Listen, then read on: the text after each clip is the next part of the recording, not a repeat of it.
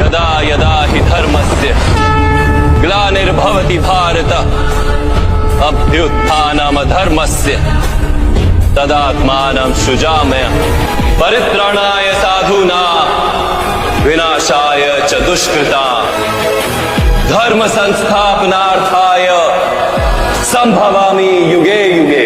यदा यदा हि धर्मस्य ग्लानिर्भवति भारत अभ्युत्थानमधर्मस्य तदात्मानं सृजाम्य परित्राणाय साधूनां विनाशाय च दुष्कृतां धर्म संस्थापनार्थाय संभवामि युगे युगे।